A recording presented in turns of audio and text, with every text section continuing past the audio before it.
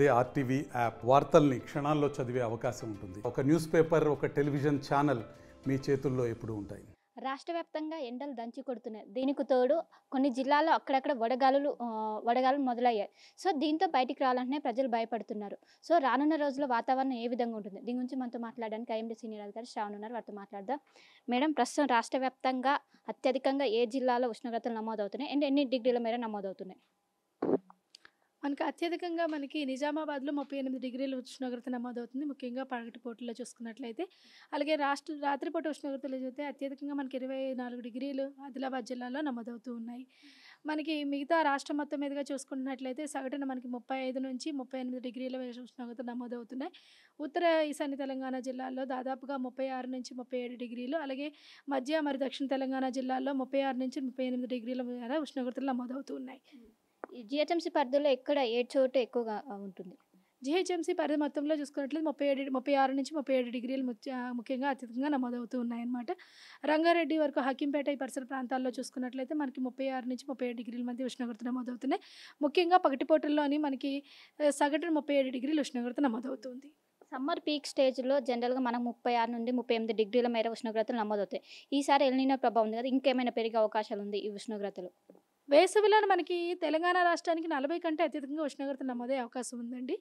ఈ సమయంలోని దాదాపుగా చూసుకున్నట్లయితే గత ఏడాదితో పోల్చుకున్నట్లయినా, లేదంటే సాధారణ ఉష్ణోగ్రతతో పోల్చుకున్నట్లయితే 1 డిగ్రీ అత్యధికంగానే నమోదవుతుంది. కానీ ఈ సంవత్సరం వేసవి మీద ఎల్నినో ప్రభావం కొద్దిగా పడే అవకాశం ఉంది, కానీ అత్యధికంగా అయితే కనిపించట్లేదు. ప్రస్తుతానికి ఎల్నినో అనేది సాధారణ స్థితిలోనే ఉంది, న్యూట్రల్ స్థాయిలోనే ఉంది. మనకి జూన్ నుంచి ఎల్నినో ప్రభావం పూర్తిగా తగ్గిపోయే అవకాశం కూడా కనిపిస్తుంది.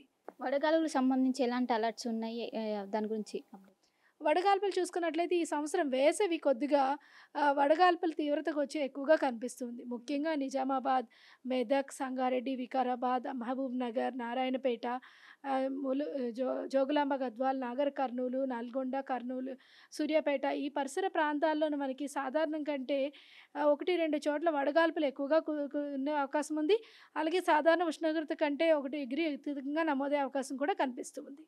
ఏ సమయంలో ఎక్కువగా ఉష్ణోగ్రతలు నమోదవుతున్నాయి, ఏ సమయంలో ప్రజలకు అలర్ట్స్ చెప్తారు? మనకి వేసవిలో చూసుకున్నట్లయితే మనకి పొడి వాతావరణం ఏర్పడుతూ ఉంటుంది రోజంతా. అలాగే దాంతో పాటుగా వేసవిలో ఎక్కువగా మనకి వడగాల్పులతో పాటుగా ఉరుములు మెరుపులతో కూడిన వర్షపాతం కూడా వస్తూ ఉంటుంది. మనం ఈ వచ్చే 5 రోజుల్లో చూసుకున్నట్లయితే మనకి పూర్తిగా పొడి వాతావరణం ఉండే అవకాశం ఉన్నందున పగటిపూట 11 గంటల నుంచి మధ్యాహ్నం 3 గంటల వరకు అత్యధిక వేడిమి ఉండే అవకాశం అయితే కనిపిస్తుంది. ఈ సమయంలో పూర్తిగా పొడి వాతావరణం, మేఘావృతం లేకపోవడం వల్ల అత్యధిక వేడిమి వస్తుంది. ఈ సమయాల్లోని ముఖ్యంగా పిల్లలు కానీ అలాగే పెద్దవాళ్ళు కానీ బయట మనకి తిరగడం వల్ల ఏంటంటే ఎక్కువగా డీహైడ్రేషన్, ఎండ వేడిమికి గురై డీహైడ్రేషన్ అయ్యే అవకాశం ఉంటుంది. సో అత్యవసరమైతే తప్ప ఈ సమయాల్లోని బయట ప్రయాణాలు అనేవి తగ్గించుకోవడం చాలా వరకు మంచిది. అదేవిధంగా అత్యవసర సమయాల్లో వెళ్ళేటట్లయితే ఖచ్చితంగా ఓఆర్ఎస్ కానీ లేదంటే వాటర్ కానీ క్యారీ చేస్తూ ఉండడం అనేది చాలా మంచిది. అలాగే ఫ్రీక్వెంట్గా పిల్లలకు కూడా కొద్దిగా వాటర్ కానీ లేదంటే కొబ్బరి నీళ్ళు కానీ ఇవ్వడం వల్ల వాళ్ళు డీహైడ్రేషన్ నుంచి కొంచెం తగ్గించుకోవడం అనేది మంచిది. ఇటువంటి సూచనలు మనం ఆల్రెడీ ముందు ఇవ్వడం జరిగింది. ఇదే విధంగా ఈ వడగాల్పుల సమయంలో తీసుకోవాల్సిన జాగ్రత్తలు అనేవి వెబ్సైట్లో పొందుపరచడం రాష్ట్ర ప్రభుత్వానికి కూడా అందించడం జరిగింది. నగర ప్రజలు ఎక్కువగా హాలిడేస్ వస్తున్నాయంటే బయట తిరగడానికి ఇష్టపడుతుంటారు. సో జిహెచ్ఎంసీ అధికారులకు ఎలాంటి అలర్ట్స్ జారీ చేశారు మీరు? ఈ సమయంలో వడగాల్పుల సమయంలో ఇవ్వాల్సిన సూచనలన్నీ మేము అందించడం అయితే జరిగింది. ఇటువంటి ప్రస్తుతానికి అలర్ట్ అయితే ఏమీ లేదు. వడగాల్పులు అయితే వీచే అవకాశం లేదు ప్రస్తుతానికి ఈ వారం రోజుల్లోని.